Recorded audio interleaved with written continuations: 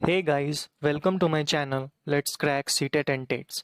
Today we will discuss about classical conditioning theory of IP Pavlov. आज हम Ivan Petrovich पैवलोव का classical conditioning theory पढ़ेंगे।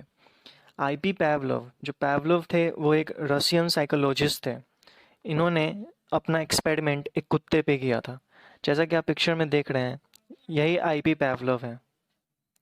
Now अब हम इनके थ्योरी को समझेंगे कि इन्होंने जो अपना एक्सपेरिमेंट कुत्ते पे किया वो कैसे किया और क्या था। एक्चुअली आईपी पैवलोव जो है वो अपना एक्सपेरिमेंट कुत्ते के डाइजेशन पे कर रहे थे, बट फाइनली जब इनका एक्सपेरिमेंट कंप्लीट हुआ तो यह एक बिहेवियरल थ्योरी के रूप में जाना जाने लगा। सो इनके थ्योरी को हम समझेंगे कि इन्होंने अपने एक्सपेरिमेंट में किसको ज़्यादा जोर दिया। तो इन्होंने अपने एक्सपेरिमेंट में कंडीशनिंग को ज़्यादा इम्पोर्टेंस दिया कि कैसे कंडीशनिंग के द्वारा बिहेवियर में हम चेंजेस को ला सकते हैं। तो आइए अब हम इस एक्सपेरिमेंट को समझते हैं। ये कुत्ते को कई दिनों तक भूखा छोड़ देते थे और फिर क्या करते थे कि अनकंडीशन स्टिमुलस, ये जो है यूसीएस सॉरी यूसीएस जिसे कहते हैं अनकंडीशन स्टिमुलस, स्वाभाविक उद्दीपन, फूड देने से पहले ये एक घंटी बजाते थे, बेल। और फिर जब वो जाते थे कुत्ते के पास तो उनके पैरों के आहट से कुत्ता पहचान जाता था कि मालिक आ रहे हैं फूड खाना को लेके। तो फूड देने से पहले घंटी बजाते थे, फिर कुत्ते के पास जाकर फूड लेके जाते थे। तो कुत्ता क्या करता था कि अनकंडीशन रिस्पॉन्स देता था। अनकंडीशन रिस्पॉन्स में वे सलाइवा को देता था, यानी लार देता था। फिर ऐसे ही प्रक्रिया कुछ दिनों तक चला। घंटी बजाए, फिर अनकंडीशन स्टिमुलस, फूड दिया। कुत्ते का जो अनकंडीशन रिस्पॉन्स आया यानी स्वाभाविक अनुक्रिया आया वो आया सलाइवा। फिर इन्होंने क्या किया कि कंडीशन स्टिमुलस, बेल बजाया सिर्फ, यानी अस्वाभाविक उद्दीपक, सिर्फ बेल बजाया। और फिर खाना को लेकर नहीं गए, सिर्फ वो गए। तो कुत्ते ने पैरों की आहट से कंडीशनिंग कर लिया कि मेरा भोजन आने वाला है, और सिर्फ बेल बजने से उसके मुंह से सलाइवा निकलने लगा, यानी लार निकलने लगा। तो यहाँ पे कुत्ते ने क्या कर लिया, वो बेल और वो जो पैरों का आर्ट है उससे उसने कंडीशनिंग कर लिया कि ऐसा होगा तो मेरे लिए भोजन आएगा। लेकिन ऐसा नहीं हुआ। तो यहाँ पे जो है पावलोव ये दर्शाना चाहते हैं कि कंडीशनिंग के द्वारा भी हैबिट में फॉर्म हो सकता है। पावलोव ने पहले क्या किया कि स्वाभाविक उद्दीपक के लिए पहले घंटी बजाया, फिर भोजन लेके गए। तो कुत्ते ने पैरों के आर्ट से समझ लिया कि मेरा भोजन आ रहा है, और फिर उसने उसके मुंह से सलाइवा गिरने लगा। फिर पावलोव ने सिर्फ कंडीशनिंग स्टिमुलस दिया, यानी अस्वाभाविक उद्दीपन सिर्फ घंटी बजाया। अस्वाभाविक उद्दीपन में सिर्फ घंटी को बजाया, और जब गए कुत्ते के पास तो सिर्फ पैरों के हाथ से कुत्ते को लगा कि मेरा भोजन आ रहा है, और उसके मुंह से यानी जो कंडीशनिंग जो रिस्पॉन्स आया वो क्या आया, सलाइवा।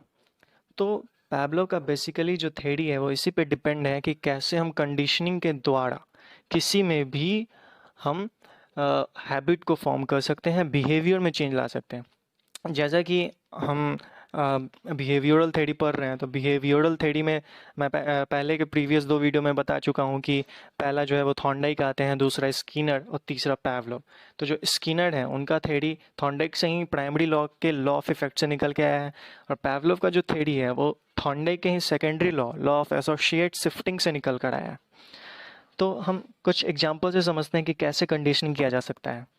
तो जैसा कि हम जानते हैं कि 2 अक्टूबर को गांधी जी का जन्म दिवस मनाया जाता है, तो हम उसी से कंडीशनिंग भी कर सकते हैं कि उसी दिन लाल बहादुर शास्त्री का भी जन्म दिवस मनाया जाता है।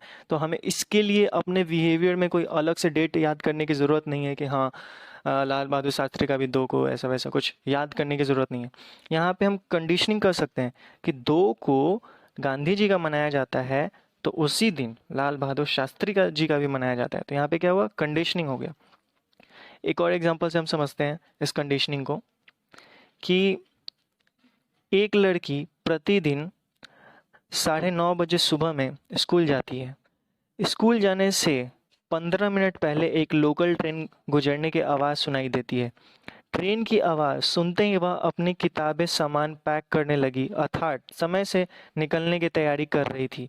यहाँ ट्रेन गुजरने का स्कूल जाने के समय के साथ अनुबंधन यानी कंडीशनिंग हो जाता है, अर्थात कि वो जो लड़की है वो डेली 9:30 बजे स्कूल जाती है और इस 9:30 से 15 मिनट पहले एक लोकल ट्रेन गुजरती है।